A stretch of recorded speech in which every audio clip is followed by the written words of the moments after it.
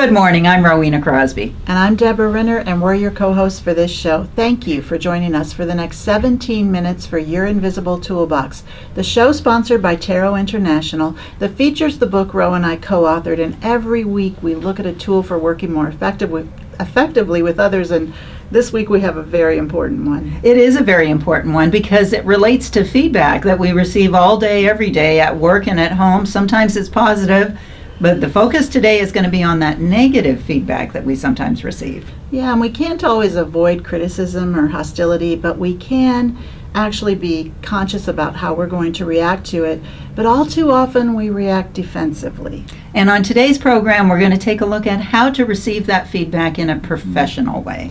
Critiques of our work aren't always a bad thing. We get good reviews, and then we can get some feedback that will help us improve. And no matter how seasoned we are, or no matter how good we are at our job, there's always room for improvement. There is, but receiving that feedback graciously isn't easy. And on the flip side, for the person who has to provide the negative feedback, that's not easy either. Well, later in the broadcast, we're going to share with you some links to resources that will help you accept criticism if you are receiving feedback, and also help you deliver negative feedback more effectively in ways that are going to maintain the relationship. And we're very much looking forward to our Ask the Expert segment of the program, where we're going to welcome to our table Courtney Maxwell Green, and she serves as the Communications and Marketing Director for the Alzheimer's Association of Iowa. Oh, she's had such an impressive background. We can't wait to share that with you. And she's going to share some experiences with us. And for our Invisible Tool of the Week, we're going to provide you specific techniques that you can put to use today so that you react to any kind of criticism you get very professionally. And our Invisible Tool, or the Development Challenge, we're going to be discussing ways that you can provide better negative feedback so that you don't harm those relationships when you're delivering it. So important. So those of you following along in the book, you're going to find us in Chapter 12. It's titled Whether You Like It or Not. And if you don't yet have a copy of the book, scroll down, click the link, and you can get your copy. So let's get started. Now, how we respond to criticism and how negative feedback is delivered in our organizations actually determines whether or not we have a functional organization or one of dysfunction. And we want the common technique, but it's not common to do, to be non-defensive. And so what that means is we want to understand the issue when it is brought up, or when we have to bring it up. We want to find truth in it, and we want to develop some kind of common ground around the validity of the issue itself. And at Tero International, the way in which we teach people to do this is to become skilled at active listening. And active listening is one of those skills that's at the heart of virtually everything we do around here. Those of you who have read the book know that there's a theme of that throughout the entire book. Also, several of our classes, the Influence, Outcome-Driven Selling, Beyond Compromise, we look at all of those nuances that make up active listening. We want to make sure when we're listening to criticism that we really try to understand the reasons for the concerns before we deal with it. And it's more than just listening to the words. So active listening, like all communication, has also got that nonverbal element to it. So watching in ourselves and in others, things like body language, our gestures, our facial expression, things like tone of voice, volume and pitch, that communicates an awful lot as well. And above all, and it's especially hard when you're doing critical feedback, is the eye contact thing. Yes, it really is. And too often we come back, or our retort is, I'm sorry, or I understand. And actually, when this is critical feedback, that can be disingenuous and not very authentic. And so our goal is to come up with some common ground. So let's say that we have a client who's upset with a late delivery of a product. Rather than saying, I'm sorry, and then going to all the reasons why that might have been late, it's more effective to say, timely delivery of the products, that's important to both of us. This really validates their concern. And using that common ground really does allow us to honor the importance of the issue instead of doing what comes naturally to many of us, and that's getting defensive. It is, and not coming to any judgment until you have all the information. There's always more to learn. You got to get underneath the surface. So you may need to ask a couple follow-up questions. How, what, when, where, why. Really get a good perspective on the whole issue. That will give you some insight to maybe something the communicator wasn't able to get across. Exactly. And we've got a number of options in how we can handle this kind of feedback. We can operate in denial. Yes. That's kind of a happy place, but not very productive. We can just brush it off as not important, or we can choose to engage in active listening, and that facilitates a productive dialogue that leads to good outcomes for everyone. Well, now it's time to take a look at our invisible tool of the week, and as we've mentioned, the tool itself is to actively listen. If you're following along in the book, we're on page 31. And we've already acknowledged that criticism, and even some that can seem hostile, can be a pervasive part of our working life. So we have to be able to deal with it effectively. And today we're going to take a look at, even in those hostile and confrontational situations, some techniques that we can use. Exactly. And we talk about this active listening. What exactly is active listening? Well, think about those two words. First of all, you actually have to listen. That's hard. And listen to understand, not to respond, and not to forget the active part. This isn't a passive activity. So to actively be engaged in it, and that means maybe paraphrasing, checking in, did I get that right? Even saying something like, I want to make sure that I really understand what you're saying. Yeah, and it's not easy to give that kind of feedback. So those kinds of things where you go ahead and paraphrase, that's going to help that other person get their core message across to you. And the purpose of feedback is obviously to facilitate change or arrive at a resolution. And doing that immediately is not always possible. Yeah. So if you need a little bit of time to think about it, tell the feedback provider, can I have a little time to give this some careful and considerate thought? So if we actually use active listening effectively, we are going to make someone feel heard and understood. And it can help us get a better perspective on any issue and actually work through it more effectively. Well, for this week's development challenge, we're going to challenge you to think of a situation at work where you're going to need to provide another person some constructive criticism. And we're going to share with you some techniques that come from the executive director of the Harvard Business Review, Sarah Green Carmichael, who gives us some techniques on how to go about that. And I love this first technique that Carmichael suggests. This is one of the biggest myths. How many of us have heard about the compliment sandwich? Where you deliver some good news and then you bake in the negative feedback and you close it up with a compliment, and they call that the compliment sandwich. Don't do that. Carmichael says don't do that, because that can really diffuse the message that we're trying to communicate. So when doing feedback, separate the praise from the criticism so we can be clear on the communication. It can really misconstrue the message many times. Exactly. Ask for permission. Instead of just jumping right in with your feedback, say, may I give you some feedback? This prompts the person that something's coming their way and they're more apt to hear you.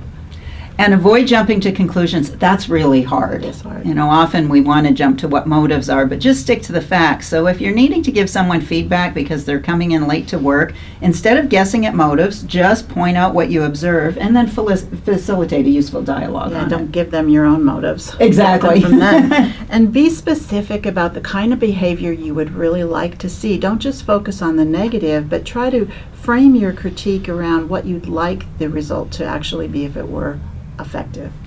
And receiving negative feedback can be hard, and some people might get defensive, they might lash out. So the active listening techniques that we've talked about aren't just for the person receiving the feedback, they're very useful for the person giving them.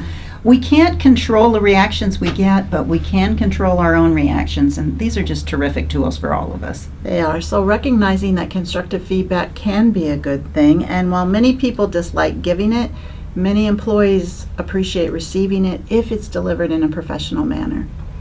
And now it's time to take a look at our top social media posts of the week. And those of you who follow Tero on social media know that we post several links every day on relevant interpersonal skills topics, and we're going to feature 2 of this week's posts right now. And our first featured post is actually a TED Talks video. It's entitled How to Love Criticism. I love that. And in the video, organizational psychologist Adam Grant teaches us how we can learn to take criticism well and how to dish it out as well. You'll find a link to that on all Tero social media platforms today. And our second piece is an article from Inc. magazine. It's entitled 10 Smart Ways for Giving Negative Feedback. And here the author talks about how the appropriate use of negative feedback can improve the behavior of the colleague to bring out the best in your own entire organization. This can be found on all Tero sites on Wednesday. And we're excited about this segment of the program, which is our Ask the Expert segment. And we're going to welcome to our table Courtney Maxwell Green. Now, Courtney's got an impressive background. Here's a few highlights. She was press secretary for former governor of Iowa, Chet Culver. She was communications director for the Iowa Workforce Development, and she's currently serving as marketing and communications director for the Alzheimer's Association of Iowa. Courtney, thank you so much for joining us. We're delighted to have you at our table today. Pleasure Thank you having so you much. here. It's a pleasure to be here. Well, thank you. Before we get started, can you tell us a little bit about your professional and personal background? Give our viewers a little bit more. Sure, so we'll start with the professional. The first 15 years of my career were in broadcast television. I was a reporter, anchor, and producer here in Des Moines and in Kansas City, and then I came back and I worked at the Meredith Corporation as a copy editor and proofreader in their books division, which no longer exists. And after that, I went to the governor's office, as you mentioned, as press secretary, and kind of helped to navigate the communications during the flood of 2008. After that, I went to the Department of Public Safety, where I was Public Information Bureau chief for the State Patrol, Division of Criminal Investigation, Division of Narcotics Enforcement, and State Fire Marshal's Office. And I was the first female, first African American. But the biggest hurdle I really had to overcome in that job was being the first civilian. I was the first non-sworn to not carry a badge and a gun in that position. From there, I went to Wellmark Blue Cross and Blue Shield, where I served as public relations manager. I went to AIB College of Business for a couple of years as vice president for enrollment and communications. And then I went to the Central Iowa Power Cooperative, and then most recently was at Workforce Development, where I was Communications Director and Operations Division Administrator. And as you mentioned, I'm now at Alzheimer's, and I've been there for 5 months, so it's That's great. an impressive Wow. history. Exactly, and I imagine from all that extensive experience, you've had experience with individuals who have been critical or even confrontational. How have you managed that? I think intention really matters. I think that, whether you're on the receiving end or whether you have to give that type of feedback, it's just really being clear in your communication. And your book is such a wonderful, it's a toolbox, it really is. And I think that active listening part and not being ready to just jump in with defensiveness and with what your response is, but to really sit back and listen. And another thing, too, that I think is important in how I handle it is there's times when you receive the feedback to just say, can I have just a little bit of time to just process this? And then you can go to your office or go to the bathroom or whatever and just really think through it and just kind of bring down the emotion, breathe through it, and then I think you can have a more thoughtful response and action. Absolutely. Now, when people are young and they're just starting out in their careers, it can be a little bit challenging to get criticism. So can you tell of some of your first experiences when you were just starting out and maybe some feedback you got? And you bet. what that was So like? there was one that I had when I was a very young reporter. I went out and did a story. I had a pretty new photographer, so we were both kind of green together. And I remember putting my story together and watching my story air with my news director, and then we watched the competitor, who was a more seasoned reporter and a more seasoned photographer team. And I just remember thinking, I should have used this sound bite, or I could have used, natural sound here, or I could have written to video better. And as I was watching it, I was kind of bracing myself for what the news director's criticism was going to be. And he was so thoughtful. He just said, I watched your face as you watched both the stories. And he said, I don't need to tell you anything. You got it. I could tell you got it, and I know you'll do a better job next time. And I did. Wow. And then I've also had bosses who are very kind of incendiary and explosive, and that's hard. That I think you just have to really sit through it and be calm and not respond and not react, which can be very difficult. Yeah, can be. It can be. So how is it different when you respond to someone who's critical within your organization versus responding to someone out in public? Well, I think when the public has a complaint, it's usually because a decision has not gone their way, or there's been a change in a policy or procedure. And I think that to really listen to what the issue is, a lot of times by the time it gets to you, it could be the 20th time they've said it, and they're just frustrated and they're angry and they're very confrontational. And I think to just stay calm and listen, and then to really try to pull out what is it they're really angry about, and then repeat that part back to them. So, just a role play, what I'm hearing you say is what you're upset about is, and then just repeat that. And then make sure that as you address that issue, you get it to the right person. And I think that coming back and communicating is so important, and also being accessible. I always would put my work cell phone number out, and I would respond on the weekends, after hours, and just when people know they can reach you, a lot of times the temperature goes down on that response. So. Absolutely. Well, we talked about how hard it is to give negative negative feedback. So, what advice do you have to give it so that it doesn't result in a confrontation? You know, whenever I have to give it to my employees, first of all, I try to establish that trust and that good relationship. We have regular touch-base meetings, and I always told my employees that, you know, if you ever get a negative evaluation, it won't be a surprise, because it will be what we talk about every week. And I also think of it as like a bank where, you know, debits and credits. So when they do something good, in a kind way, you acknowledge the behavior, you praise. But I think on the flip side, when it's negative, it's that still respectful, kind delivery. But you can be very specific in your feedback with those employees. So, and I just think, again, it's staying calm and then just giving them time to respond. I had to do that on Friday with an employee who was very upset. And I said, I want you to do something for me. I want you to set your phone for 10 minutes. When 10 minutes is up, I said, you can be upset, is mad, and cry and yell. And when 10 minutes is up, you let it go. Okay. Let it go. It's good Move advice. on. So, It's so difficult for employees to respond to negative feedback and for us to give it. So why is that so difficult? I think people come to work with really the intention of doing a good job. People, they show up, they drop their kids off, they come to work, they really want to perform and do well. So when you get criticized, it feels very, very personal. Sure.